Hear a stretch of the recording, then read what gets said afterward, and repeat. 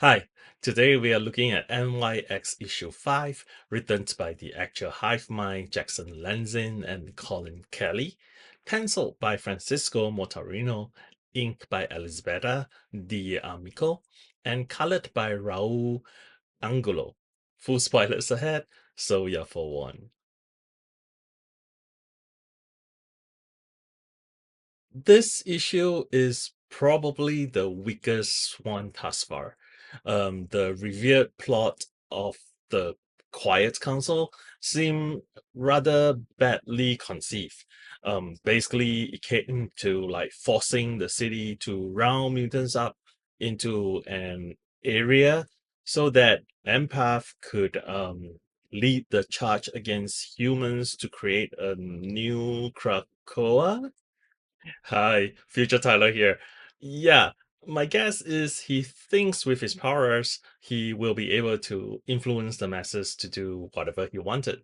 But he seems to have forgotten that there are more powerful mutants with telepathic powers and that there are many non-mutant superheroes in the city. So that is very ill-conceived indeed. And with Helen's, or the Krakoan being taken into custody, the Quiet Council is short of a powerhouse. It also seems less likely that he's part of 3K now. So the chairman is likely someone else in a cerebral helmet. I have some thoughts, but we'll leave it to the random thoughts section. Also, kind of a random thought from Dante. He said something about David having Colossus muscles. I am like, your boyfriend might be looking at some other qualities in mutants. Okay, turning to the non-sexy type of relationships. I like the friendship between Sophie and Kamala. I like the voice given to Sophie in this issue, though it is a little bit predictable. But in this case, I do not really mind because it was set up that way. So I have no problems with it doing the predictable thing. Now, writers usually pick a cuckoo and then give them a different personality. But when that run is over, they will all revert back into a collective five without any unique personality. I hope to see more differentiation between them, including the other four in this run, and that those personalities will stick beyond this run. Yeah, I like that the X-Men Three House is still there, and the closed gates of the Tree House as well. I guess that even though Krakoa is no longer exist, they still own the land and the property. Also, dope, dope, dope. Well, dupe actually. Anyway, for the organizing a movement bit, while it is a good sentiment, 24 hours seem like a really short time to get one going. So it is a bit of a stretch here. Um, for that matter, I think a lot of what happens for this part of the issue feels like an ideal situation, and some of the turnarounds feels abrupt, like how the truth seekers permit is revoked. Also, how is someone pointing a gun in a crowd not suffer any well, in a perfect world, the way it ends in this issue is how it would turn out. Unfortunately, I think neither the 616 world or our world is perfect.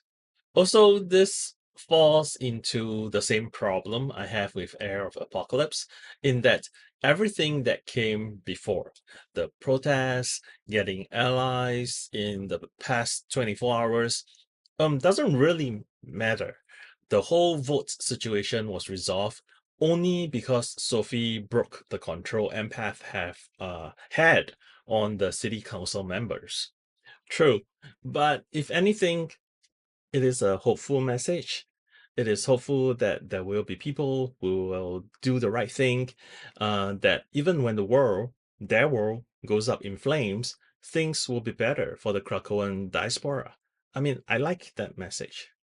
Oh, I feel a little cheated by the NYX in NYX page. I mean, we should get 20 pages of stories, not 19 pages of story and 1 page of preview. So Motorino is back on the arts front. but this time it's inked by D'Amico instead of himself. The art looks just a touch different, with some of the cross-hatchings on faces being more obvious. And it is obvious only if you compare two issues side by side. Otherwise, I think everything that I like about the art is still evident in this issue. There are detailed background that are distinctly New York, like, on the rooftop of David's apartment with the string lights and the AC compressor, and the steps of the brownstones, see with the windows with those like curved window guards. So yeah, I mean, very, very New York City. There are, of course, a lot of varied background characters, amongst the protesters, both humans and mutants, and some of the silent parts were very well drawn. And I'll bring attention to Amir. You can see his internal struggle in this series of panels as he watched Kamala paint the protest signs, to his discomfort amongst the protesters, and finally breaking away from Bila. I also quite enjoyed the rich colors of these books, which I think we have not mentioned before.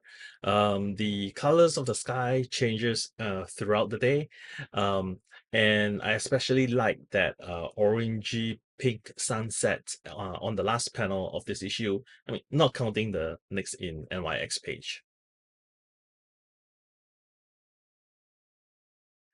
There are several Krakoan signs in this issue. So in this panel, going from left to right, they say mutants with the heart above it. Then the next one says Moloch Pride, and then that one says mutant human. And in this other panel, it says everywhere is Krakoa now. As I mentioned earlier, given that it is not likely that the chairman in 3K is Helen, who then is that person? And is that really a cerebral helmet? Given this era's tendency to revert to pre-Krakoa norm, and that in this week's Uncanny X-Men, Harvey X saw a young Magneto, could that be him? I really hope not. Yes to young Max, but no to him being evil again. So even a weaker issue of NYX is a good issue. It is a 3.5 out of 5 for me. There are some bits that feels too idealistic and kind of abrupt, and ultimately it seems like only Sophie's intervention actually achieved any meaningful outcome. I agree.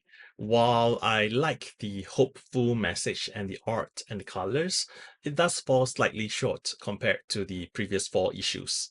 So if you like this video, please give us a like and subscribe. Please share this with your friends and leave a comment.